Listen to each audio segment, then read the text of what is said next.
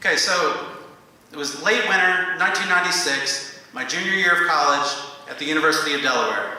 Go Hens. And the unimaginable happened for me and my roommate. Billy Joel was coming to play a show at our school. Our favorite artist of all time, a guy who sells out stadiums all around the world, for some reason, is coming to our campus. And it wasn't like a full-on concert. It was a solo storytelling show where it's just him and his piano singing some songs, telling stories about the songs. We had to be there. So the day before tickets went on sale, as you remember, back in 1996, there was no Ticketmaster.com. If you wanted tickets to a concert, you had to go and stand in line at the box office. And we didn't just want any tickets. We needed front row seats.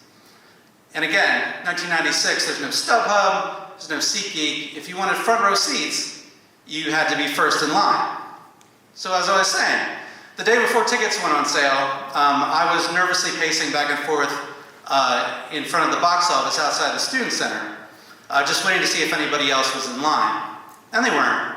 Not at 4:30 or 5:30 or 6.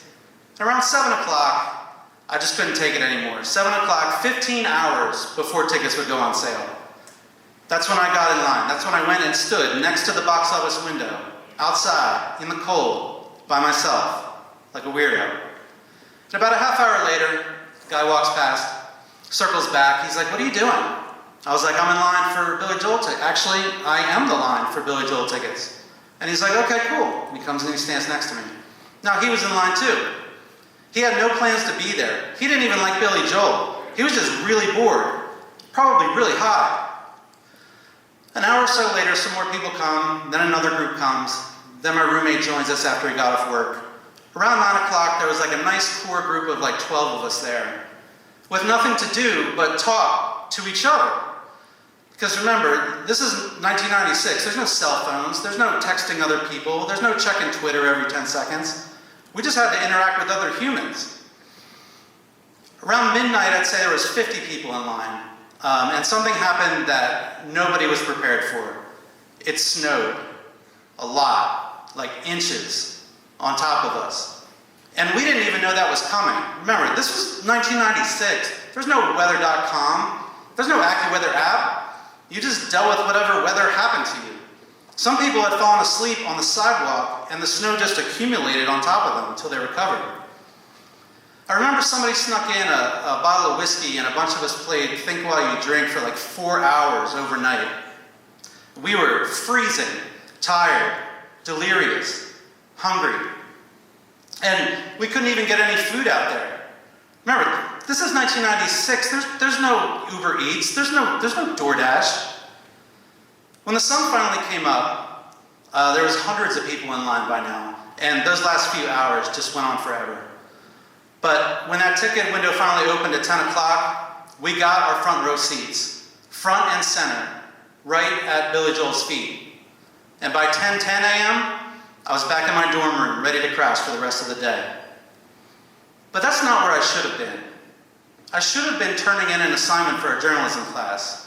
Should have been sliding it under the professor's door by the 11 a.m. deadline.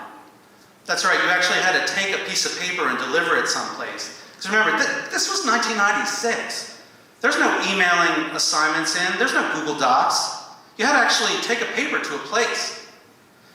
So, even if I had been awake to turn in the assignment, there's no way I could have. Because the assignment was to attend a lecture on campus and write an article about it. And that lecture was at 7 p.m. the night before, at the exact moment that I became the line for Billy Joel tickets. And the lecture, it wasn't live streaming, there's no YouTube. This was 1996. You actually had to go to the lecture. So, no lecture, no article, nothing to slide under the door. But the next week in class, the professor's handing back all the papers. I waited till he was done, raised my hand. I was like, "Yeah, I didn't get mine." And he's like, "Oh yeah, I didn't see one from you. I thought that was weird. You turned one in?" And I was like, "Yeah." And he's like, "Oh, okay. After class, let's walk over to my office. We'll see if we can find it." And I was like, "Oh no." Now, the professor and I, we were really friendly. We had like a real sarcastic rapport. We could crack jokes, fool around, whatever. But I was still pretty nervous about what was going to happen when we got there. But on the walk over, he remembered that he had somewhere else to be, like, at that moment. And, like, he didn't get a calendar reminder about it, right? Like, this was 1996. He had to remember it in his own head. But he says, what kind of grade are you pulling in this class? Like, A minus? And I was like, yeah, A minus probably. He's like, you want to just call it an A minus and be good? I was like, you know, I really felt like I nailed this one. And I was really excited to see what he thought about it. But yeah, A minus is fine. But next time, maybe try to be a little bit more careful. Quick footnote to that story. At the Billy Joel concert, the first song he played that night was Honesty. I swear I'm telling the truth. And if you don't believe me, you can check out the iPhone video I posted to Instagram that night.